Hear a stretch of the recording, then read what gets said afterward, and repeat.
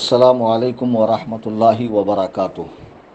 حق و انصاف کی بے خوف حمایت کی ہے، یہ بغاوت ہے تو ہاں میں نے بغاوت کی ہے۔ عزیزان گرامی، اس وقت سوشل میڈیا پہ صوبہ پنجاب ہندوستان کا ایک معاملہ بہت گرمایا ہوا ہے اور مختلف آراء، کمنٹس، تقاریر، تحاریر اس سلسلے میں سننے اور پڑھنے کو مل رہی ہے۔ مجھ سے بھی کچھ لوگوں نے رابطہ کیا کہ اس سلسلے میں آپ کیا کہتے ہیں۔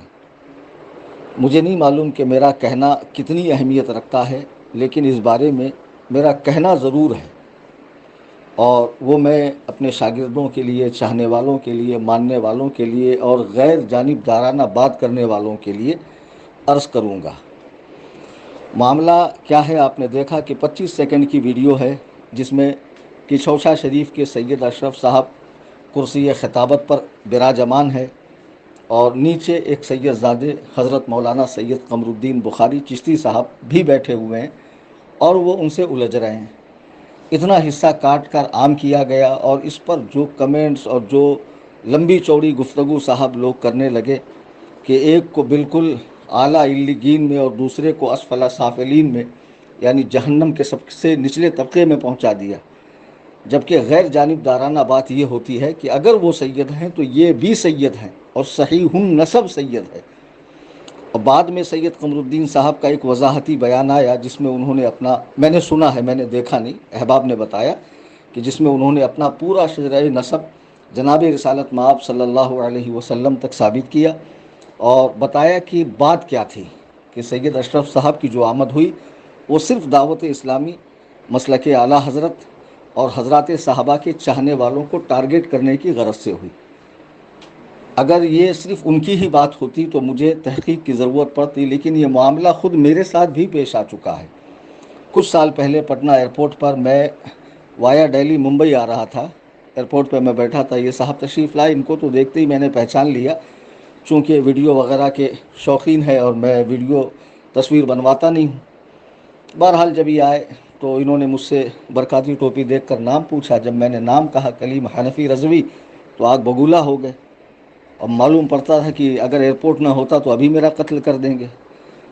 کہنے لگے آپ وہی بدبخت ہو، تم وہی بدبخت ہو جس نے سید تنویر ہاشمی کی بے ادبی کی۔ میں نے کہا عجیب بات ہے کہ پیر ثاقب شامی صاحب نے آپ کی کوفی کانفرنس کے اندر امام اہل سنت کا نام لیا، صوفی کانفرنس تھی، صوفیوں کا ذکر تھا، امام اہل سنت بھی ایک صوفی ہے، تو تنویر ہاشمی کو کیا ضرورت تھی کہ فوراً کھڑے ہو کر ان کا رد کرنے لگا؟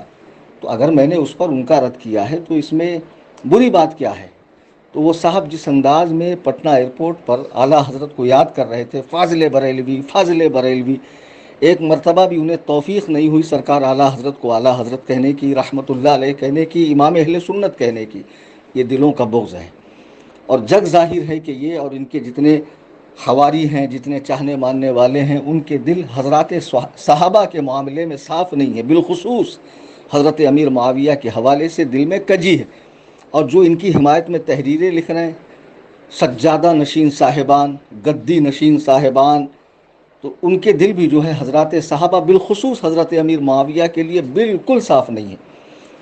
میں کمنٹس کرنے والوں کو اور سید قمر الدین صاحب کو ٹارگٹ کرنے والوں سے پوچھتا ہوں کہ یہ کون سا احترام سیادت ہے کہ ایک سید کو تو آپ بڑھاؤ چڑھاؤ، آپ اس کو اعلیٰ علیین میں پہنچاؤ اور دوسرے کو معاذ اللہ اسفل سافلین میں تحت الثری کی پستیوں میں پہنچا دو، جب دونوں سید ہے اور ایک سید عظمت اولیاء کی، عظمت صحابہ کی، عظمت اہل بیت کی بات کر رہا ہے، جبکہ دوسری طرف معاملہ یہ ہے کہ صرف حضرت مولا کائنات اور اہل بیت کی بات ہو رہی ہے، اور حضرات صحابہ کے لیے دل میں کجی ہے، اولیاء کرام کے لیے دل میں کجی ہے۔ اگر ان سے ان کا کچھ معاملہ ہوا ہے تو پوری ویڈیو دیکھ لینی چاہیے تھی، پورے معاملے کو سمجھنا چاہیے، اور اس معاملے میں تو بہتر جو تھی وہ خاموشی تھی کہ خاموش رہتے، کچھ نہ کہتے، اور جب کہہ رہے ہو تو حق کی بات کہتے۔ دعوت اسلامی سے میرا بھی بہت اختلاف ہے، سب جانتے ہیں کہ کئی معاملوں میں میں نے تنظیم پر تنقید کی ہے، لیکن اس کا مطلب یہ نہیں ہے کہ معاذ اللہ میں انہیں خارج سنیت سمجھتا ہوں، خارج اسلام سمجھتا ہوں، یا ان کے اچھے کاموں کو بھی تنقیدی نظر سے دیکھتا ہوں۔ عظمت صحابہ کے معاملے میں ان لوگوں نے جو کام کیا ہے وہ قابل تعریف ہے۔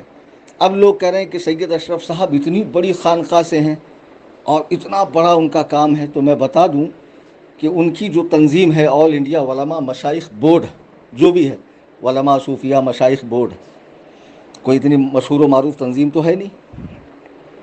وہ تنظیم دعوت اسلامی کے مقابلے میں ایسی بھی نہیں ہے جیسے چھننی میں آخری آٹے کا جو برادہ ہوتا نا، جو بالکل نظر نہیں آتا، جسے دوربین سے دیکھنا پڑتا، اس کی حیثیت سے بھی کم حیثیت دعوت اسلامی کے مقابلے میں ان کی تنظیم کی ہے، جس نے پوری دنیا میں مساجد کا جال پھیلایا ہو، مدارس کا جال پھیلایا ہو، اسلامی قلعے تعمیر کیے ہو، علماء کی فوج تیار کی ہو، علماء متقدمین کی کتابوں کے تراجم اور حواشی وغیرہ کا کام کیا ہو. تو ان کے یہ جو دینی کام ہے اس کو تو فراموش نہیں کیا جا سکتا. اور پھر سید قمر الدین صاحب وہ خود کہہ رہے ہیں کہ میں دعوت اسلامی کا مبلغ نہیں ہوں، ان کی حمایت کرتا ہوں.